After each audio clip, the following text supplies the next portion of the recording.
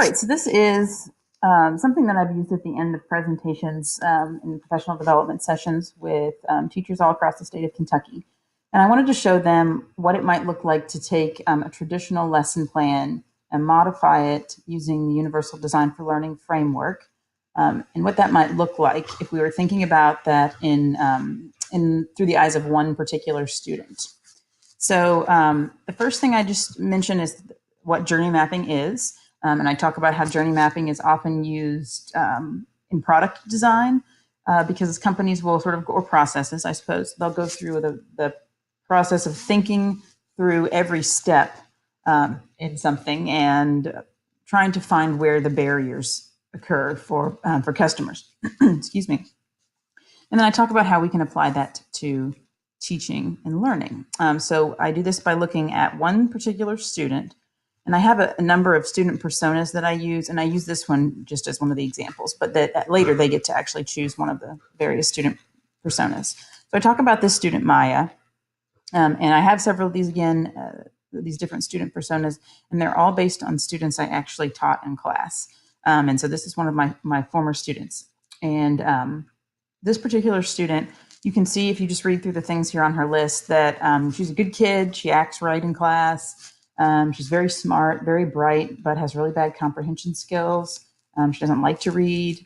She's a leader. She excels in certain areas, being creative, etc. But she tends to make a lot of silly mistakes in her class, in her classwork, because she's kind of tuned out or zoned out. So that's the description of this student. And then I talk about using a journey map and sort of mapping out what this lesson might feel like for this student, Maya. So I start with this just blank page, and I talk about up here at the top where it says lesson steps. The first thing we would do is come in and actually just sort of write the main chunks of what's going on in this lesson. So in this one, you can see this is about area and perimeter, and they're specifically looking at geometry. I'm sorry, about geometry, looking at area and perimeter. And you see up here on the top right, I've put Maya's name. And so I write out the sort of basic chunks of the lesson, right? The first thing they do, they come in and copy that. The students come in and there are vocabulary words up on the board, and the teacher asks the students to copy those into their notebook. Teacher explains what area and perimeter are and draws some examples on the board. Then the students are given some sample problems that they work on. They check those together as a class. The worksheet is then, they work on a worksheet separately, sort of individually. Then they trade the papers and check the problems, and then the teacher assigns homework. So this is sort of a traditional math class that a student might sit through. So now we think about this in terms of actually what Maya might be experiencing in this lesson plan. And so down here underneath the lesson steps, you'll see I have this part called emotion and engagement. And so the very middle here, the middle is sort of the baseline. That's just sort of everything's, neutral, everything's okay. She's not loving the assignment. She's not hating it. She's not really excited or engaged, but she's also not like bored to tears if she's along this middle line. But you'll see that I have X's sort of, some are above, some are below throughout the lesson. So I'm thinking about this lesson as if I'm Maya. So when I enter the classroom, the first thing I'm asked to do is to sit down and copy words into a notebook. Well, we know from her persona, her student persona, that Maya can become very distracted easily. She doesn't like sitting for long periods of time. And so this kind of activity is not super fun and not very engaging. So she's going to already start the class out a little bit below the bar here. And then as we go through the class, the next thing that happens, so that was the first thing. The next thing that happens here, the teacher explains what area and perimeter are. The teacher does examples on the board. And so at this point, Maya's been sitting for 10, 15 minutes maybe, just sitting and listening passively. And so you can see her engagement and her engagement level and her emotional level is going down because she's sort of bored at this point and really starting to tune out maybe. Then I think about what might happen next for Maya. So when the students are working on their individual problems, well, she thinks that she's got this, right? So she's doing her little sample problems and she thinks she's all over it. So she's getting a little more excited. But when they get to the part where they actually do the worksheets, she realizes she does not understand what's going on. And so she becomes a little bit more upset. Then they trade the papers and they check the problems. Now she's embarrassed because now her neighbor that she traded a paper with knows that she can't do the work. And so now she's really low. She's down here. Her emotional level and her engagement level are very low. And at the end of the class period, the teacher assigns homework. And, for Maya, that just means more work that she doesn't know how to do. Great. So I've put all those things down. And then I come along next and I just sort of connect those dots, right? So this is what Maya's emotional and engagement state might look like throughout that class period, right? Following that line. So the next thing I do is I come in and I just put some notes in here for myself as the teacher, right? So if I'm thinking about this as a teacher and I'm filling this out, I might want to put some things on there that will help remind me why I put that X where I put it. So I just have some notes written in here for the second one. After 10 minutes of sitting and listening, she starts to tune out. So that's why I have the X below the baseline. And she thinks she understands, she's excited, but it turns out she doesn't understand. So it just gives me some ideas of why I put those X's where they are.